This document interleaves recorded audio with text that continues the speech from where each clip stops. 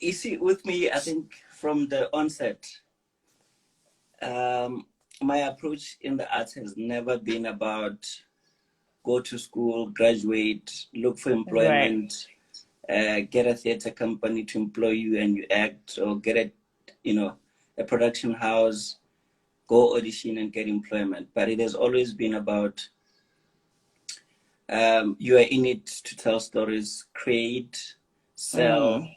Mm. and but at that time, obviously, you know, you did not have that world of business to say this that I'm writing or conceptualizing, Right. it can be a business material. Mm. So having done, I've done writing, written a couple of scripts, produced theater festivals, Right. and then when I was in there, my interest has always been how can I use the arts in other industries, Mm. because at the end of the day, everything's just about storytelling. And so after I've been exposed to industrial theater and corporate theater and realized how people marry your more corporate world and the arts, and they use art services to improve, you Right. know, the corporate world. Mm. It was then that I was introduced to what sales is, what marketing is, and so forth. And I was like, this is the world worth Right. experiencing and exploring. And then I started as a sales agent. Then I was exposed more into the financial industry, what people do, on what level, how do they get business, and so forth. And I was like, it's not as scary as people make it look like. Mm. Like that formal world that you as an artist you're never exposed to because you're focused in the arts, it's not as complicated as people make it look like. And that's how I got in. I was like, hey, let me do this. If I can sell tickets for a show, Right. why would it be You can. difficult for me to sell a policy?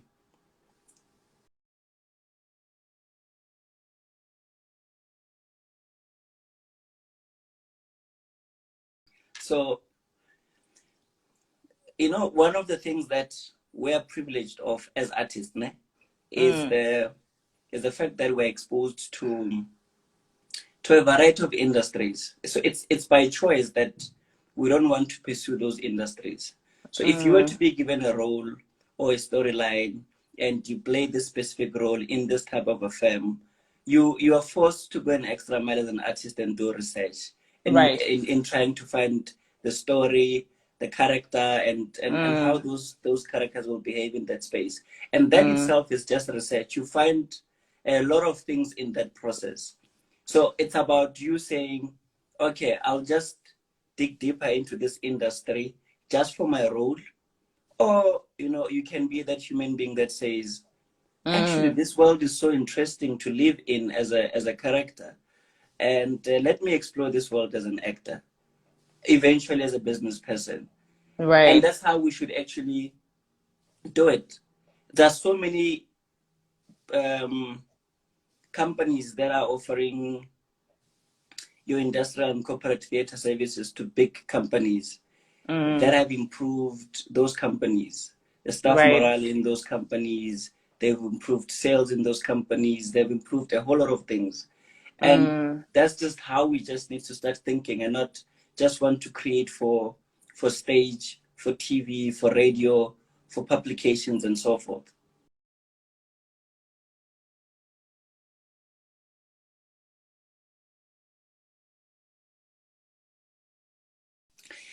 Your you see, when I started um, doing community work. So the first few things that I started doing was just to go to schools and speak to learners, Mm. uh, go to prisons, speak to them there, go to communities and just give talks, you know, and it all feels good. You do see some people are listening there in the audience, trying to make sense of what you're saying. Some get inspired and so forth. But then in the long run, I realized, oh no, man, is this really enough? you know, Mm. to just go Mm. and after you speak to somebody and then you impact them and then you leave, you leave the reality that is unpleasant, that reality of, no resources, that reality of poverty, that reality of a whole lot of things. And Right. your words of encouragement or wisdom, they what I've experienced is that they last for that 1 week, for that month, for that 3 months, for that 12 months. Some, they are so strong that they are able to just rely on a story to get going in life. But to most, reality hits them that whatever that you were saying just, ends Right. there. Right? Then I was like, maybe we need to start leaving things behind. It's like doing a festival and calling in big acts. I usually give this example. Doing a festival, calling big acts, calling the community. They come, they watch, they come to the festival, they drink, they celebrate. And then we think that by watching the big guys on stage, they will get inspired and eventually get to the point where those guys are at. Right. It's the same thing as going to people and giving motivation. And the impact does not last that long. But if you were to have a much more impactful program, running workshops, creating a show at the end of the day, and making people tour the world and interact with the other communities and be more and more advanced. So with me, it was like, yes, we talk. Yes, you're trying to tap into the education space, but what are you leaving behind? Then the idea of a library is like, okay, so the library will be that space, you see, that space where even if the schools around do not have textbooks or access to internet and so forth, but there will be that center where they will be able to go and do research and interact with the world. You understand? You will have reading clubs there. You will be able to invite the outside community there to even do programs, not just going there to talk and so forth. And that's the whole idea around it. And lastly, it was, I'm from the rural area. You would know the challenge is there. Every time when you go home, you have those group of friends that did not manage to get a taste of what you have, be it education, employment, or exposure. So I felt like, do I even have a say to say, oh, this guy is not where he needs to be because it's a choice, or he's lazy, or what? You understand? So I was speechless. So you can only start having a voice if there's something that you've done, contributed of some sort, and say, I've tried X, Y, and Z, and I've seen the impact of it, or I see that these people don't have interest for this and that.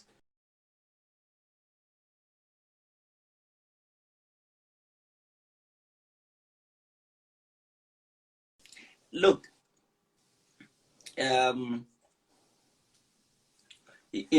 okay, so I get frustrated very easily, all right? I'll give you an example. So the first NAP that I experienced, it was when I did not have, when myself and my family did not have money for me to go and pursue my studies, finish my studies, right? Right. So the frustration was me seeing my peers going back to school, right? So remember, you are in the middle of a program that you highly believe that you need to finish this program in order for you to be employable or to be recognized in the initiatives that you do and so forth, right? Because once you don't have that, then it's pressure alone. When you compare yourself to your peers, you're already thinking that it's a minus on your side. Okay. Now, I said, this frustration, it won't get me anywhere. Let me do a festival. Did I have the money for it? No. Yeah, it's about understanding what makes a thing. Like what needs to go into the pot to make something happen. And is it human resources? Do you need money? Do you need a writer? Do you need a space? What type of space do you need? So you end up, if the actual document will say you need 300,000, you realize you will end up spending 10,000 because we're able to, put pieces together and eventually make that you wanted to make. Okay. Now you come to the library issue. on the library part, what makes a library? You know, it's the same questions. What makes a library? You need Right. space, right? Right. But you need books. You need, you know, furniture. You need, but can you really get all of these pieces together without having to spend a cent? Yeah, the answer is yes, even though it will be difficult, but the answer is yes. All right. Right. But then ideal route will be somebody saying, I need money for paint, I need money for this, and then this dream becomes so big and so big for you for it to even be impossible for you to achieve. Well, I understand, Dane. This library was created, it was like done by a team of young people. And in that team, none of them have a stable job. Now, we wanted to build a library. It's as simple as that. We're going to get books. Can we get guys that can give us books? Yes. Can we write to companies to give us books? We don't want their money. Yes, they can. There are companies that produce furniture. Can they create something simple for us from the waste that they have? Yes, they can. All right. Some can't. Can we get paint? Can we get guys that have knowledge in terms of setting up a library? Yes. You know what?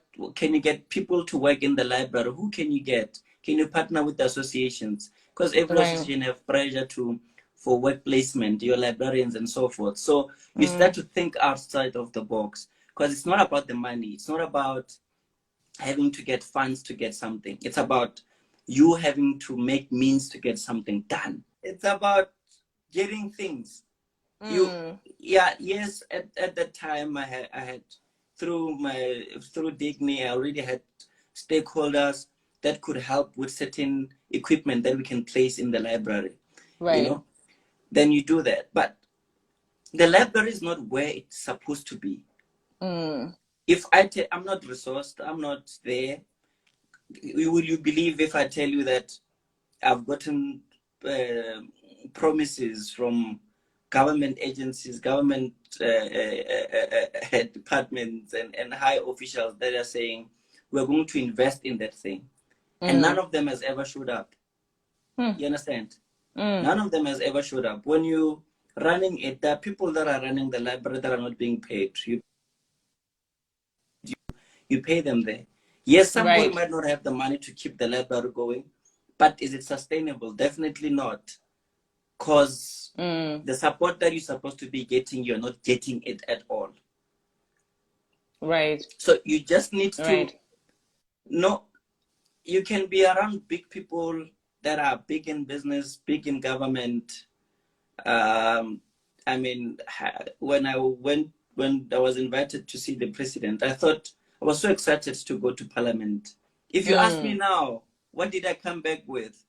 To push the library, and I don't have anything. Yeah, except for a picture. You understand what I'm saying? But you stop. But the only unfortunate thing about being portrayed in public as doing well and getting things done and so forth is that the communities that you serve, they end up having stories like you're being sponsored and then you do this with the money and blah blah blah blah. Understand? So yeah.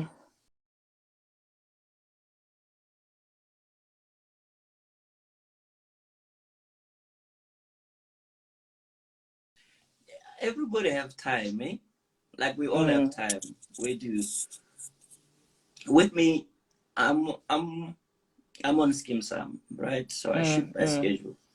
I'm told, when are you shooting? What time are you shooting? From what time to what time are you shooting? And yes, there are days at work where it's hectic, all right? And you don't have time to be juggling, moving in between, you being as an employee and you working your things out. But in most cases, you have time. You have time in between scenes. You have time before shoot sometimes. You have time after shoot sometimes. And it's about what do you do with that time. If I'm scheduled to go to set at 12 p.m., I have the whole morning. If I'm there from 6 to 11 a.m., I have the whole afternoon. If I have Right. an hour in between my scenes, I mean, I would have prepared my scenes Yes, and before. lines and read my episodes a night before. So that 1 hour after I revise my lines or rehearse my lines, I can continue doing what I really want to do. If it's a dream that I must chase, I'll do exactly that. And Right. that's how I treat my time. Anyone that has ever been on set, on Skim Sam set, they will know I have my iPad there or I have my laptop there. Or I'm always on the phone. Mainly because I rather be doing that than going online or social media and just browsing and just checking things out that Yes. really had no value to me. So Yes. that's how I go in. Right. I will do that. I roll like that, yeah.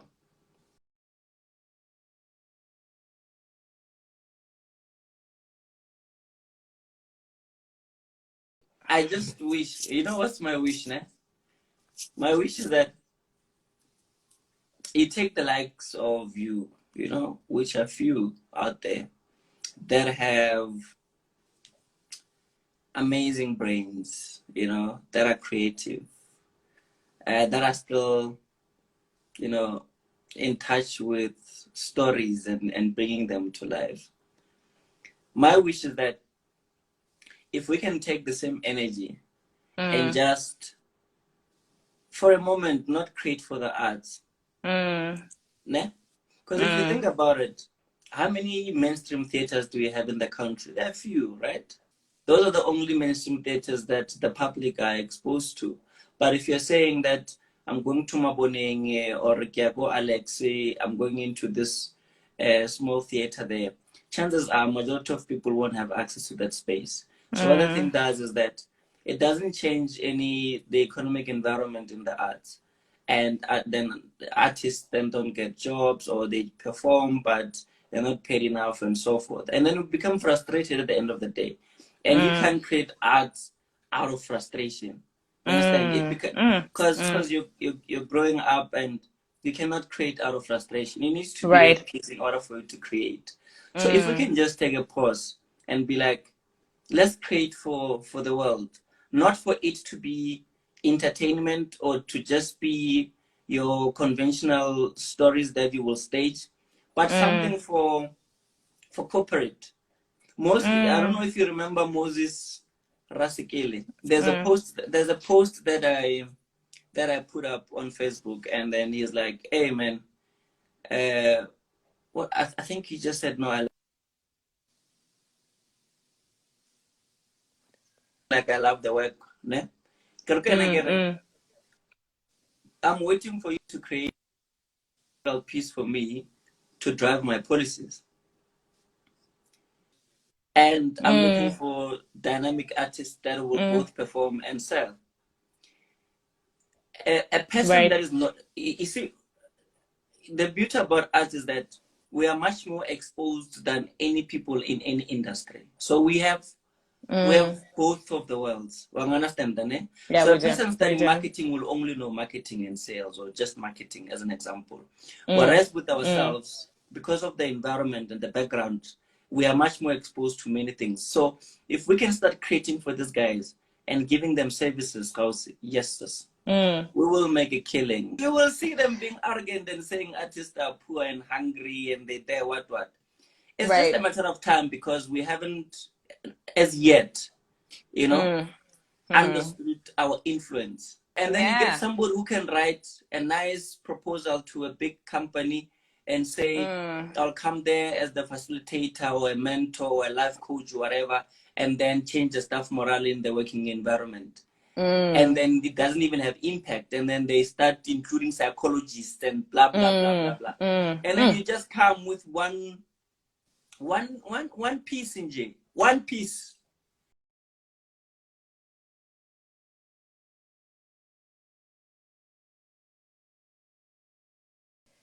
Thank you very much for this. I mean, I was telling these people earlier that I'm going to speak with someone who's posh. You know, we're going to speak big English here.